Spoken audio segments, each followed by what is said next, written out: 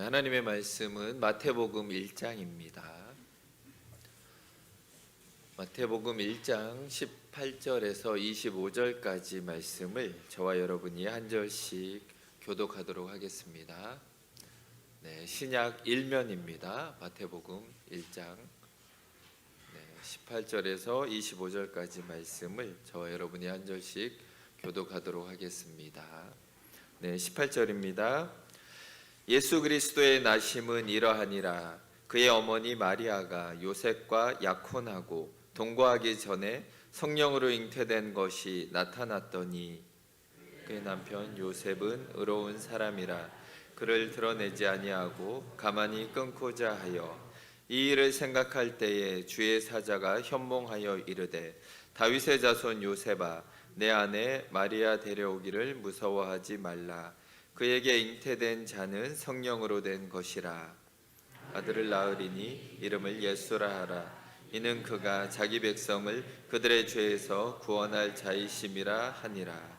이 모든 일이 된 것은 주께서 선지자로 하신 말씀을 이루려 하심이니 이르시되 보라 처녀가 잉태하여 아들을 낳을 것이요 그의 이름은 임마누엘이라 하리라 하셨으니 이를 번역한즉 하나님이 우리와 함께 계시다 함이라. 요셉이 잠에서 깨어 일어나 주의 사자의 분부대로 행하여 그의 아내를 데려왔으나 아들을 낳기까지 동침하지 아니하더니 낳음의 이름을 예수라 하니라. 아멘. 오늘은 크리스마스 행사가 있습니다.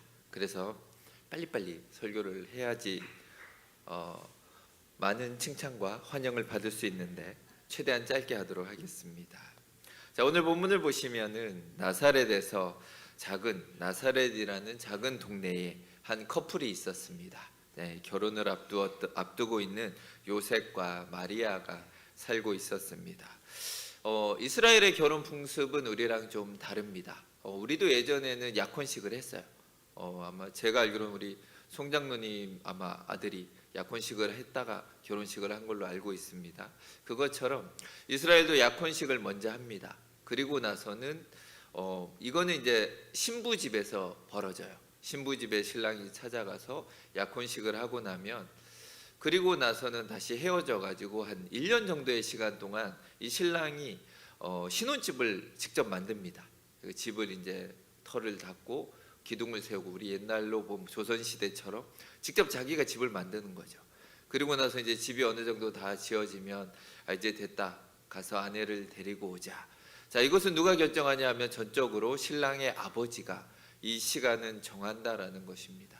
그래서 보통 한 1년 정도의 시간 동안 이 약혼식을 한 남편과 아내는 떨어져 있습니다.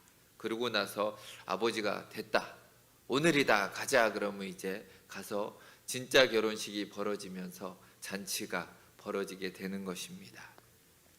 자, 그런데 그 신랑도 모르고 오로지 이 시간은 신랑의 아버지만이 알고 있다라는 것입니다. 자, 이 1년 동안은 신랑과 신부가 만날 수가 없어요. 서로가 이제 기다리면서 그 결혼식 날을 바라보면서 뭔가 이렇게 서로 좋은 기대를 하고 있겠죠. 자, 그런데 첫 번째 결혼식을 하고 나서 약혼식을 하고 1년 정도 떨어져서 집을 잘 만들고 있는 상황에서 요셉에게 한 소식이 들립니다. 당신의 약혼녀 마리아가 임신을 했다라는 소식을 듣게 되는 것입니다. 자, 과연 요셉은 어떤 생각이 들었을까요? 분명히 내 자식은 아닌데 임신을 했다라는 얘기를 듣게 됩니다. 그럼 아마 제일 먼저 떠오른 것이 마리아가 다른 사람을 좋아하는가? 다른 사람의 아이를 갖게 된 것인가? 이런 생각을 할 수밖에 없다라는 것입니다. 재밌는 것은 오늘 성경이 요셉을 의로운 사람이라고 표현을 합니다. 자, 이것은 율법에 신실한 사람이다. 아니면 율법을 알고 율법을 행하는 사람이다. 이런 의미를 가지고 있습니다.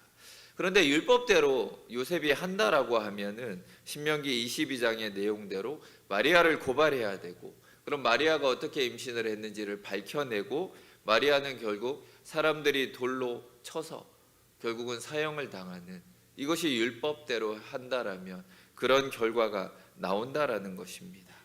자, 그런데 의로운 요셉은 마리아를 덮어주려고 한다라는 것입니다. 그의 어떤 이런 허물을 들추어내는 것이 아니라 조용히 그냥 없었던 것으로 덮어주려고 한다라는 것입니다. 아마 요셉의 마음에는 여러 생각이 들었을 것 같습니다.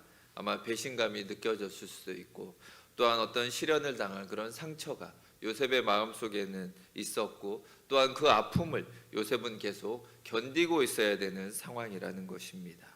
자, 그런데도 그 모든 것을 자기가 감내하면서 마리아를 어떻게 하든 덮어주려고 지금 이 시도를 하고 있습니다.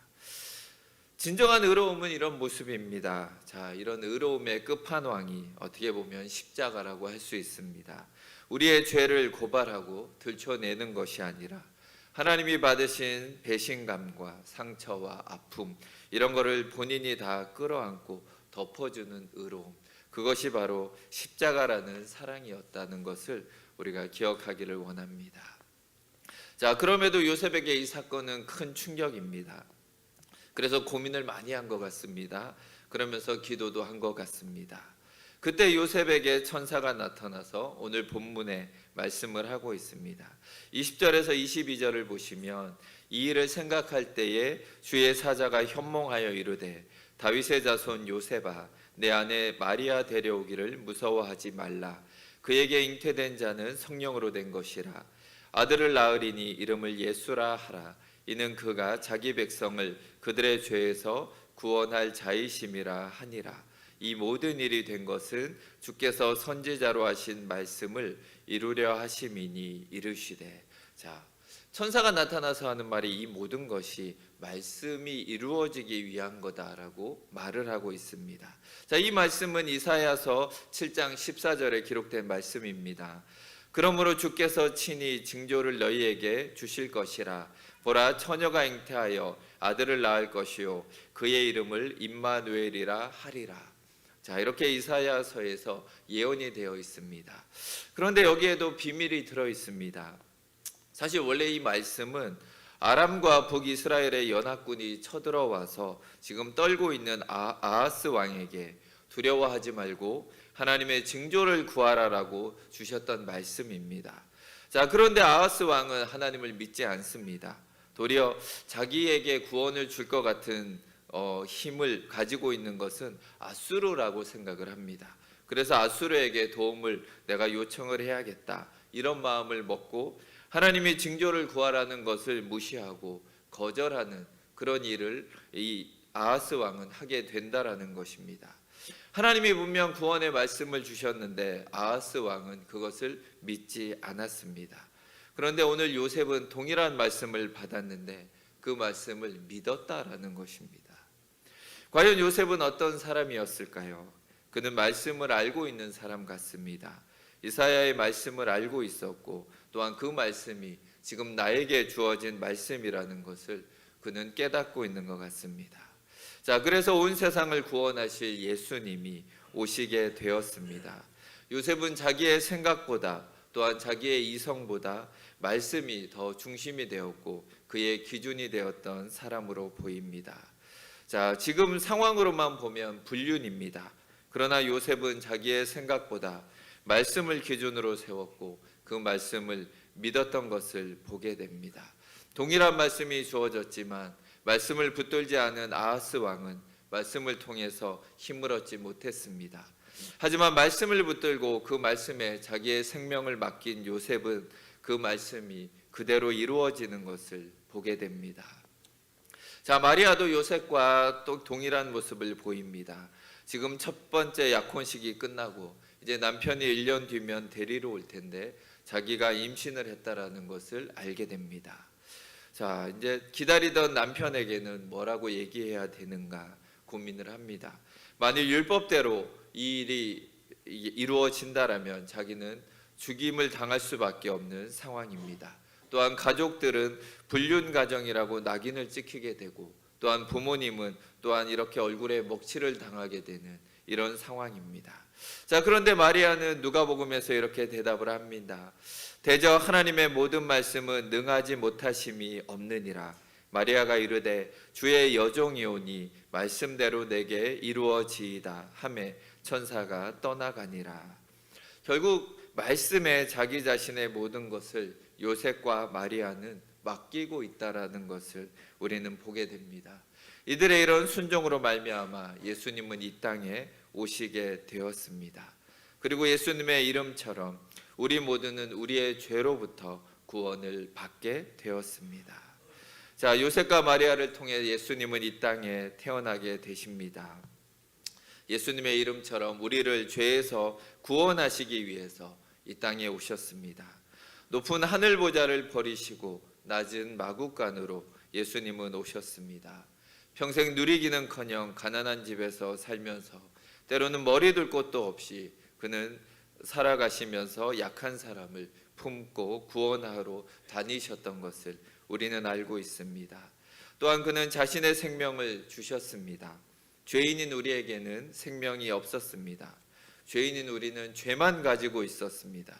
그런데 예수님이 우리의 죄를 가져가시고 자신의 생명을 우리에게 넣어주셨습니다. 그래서 우리는 이제 예수님의 생명을 가지게 되었습니다. 예수님의 이름의 뜻은 또 하나가 있습니다. 임마누엘입니다. 23절을 보시면 그의 이름은 임마누엘이라 하리라 하셨으니 이를 번역한즉 하나님이 우리와 함께 계시다 함이라. 예수님은 우리와 함께 하심으로 우리를 구원하셨습니다.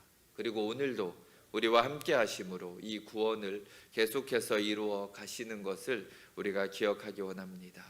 자, 오늘의 말씀처럼 요셉과 마리아처럼 우리도 말씀에 우리 자신을 맡기기 원합니다. 우리의 인생을 말씀에 맡기는 우리 성도님들이 되시길 바랍니다. 주님과 함께 또 우리 주변의 성도님들과 함께 잃어버린 영혼들에게 예수 그리스도의 태어나심과 예수님의 복음을 나누는 동작중앙교회 성도님들이 되시길 주의 이름으로 축원드립니다. 함께 기도하시겠습니다. 하나님 아버지 감사합니다. 정말 마리아와 요셉의 믿음으로 말미암아 예수 그리스도가 이 땅에 오셨음을 감사드립니다. 정말 하늘의 보좌를 버리시고 이 땅에서 인간의 모습으로 오셔서 우리의 모든 죄를 가져가시고 하나님의 생명을 우리에게 선물로 주셨습니다. 하나님, 우리가 하루하루를 살아가면서 또 우리가 혼자가 아니라 하나님 우리와 함께 하심을 기억하기를 원합니다. 그 하나님과 함께 우리가 받은 은혜를 또한 주변의 영혼들에게 나누는 우리 동작중앙교회의 성도님들이 되게 하여 주시옵소서. 주님의 나심을 우리가 함께 기뻐하며 축하할 때 더욱더 하나님께 감사드리는 시간이 되게 하여 주시옵소서. 감사드리며 예수 그리스도 이름으로 기도드립니다. 아멘.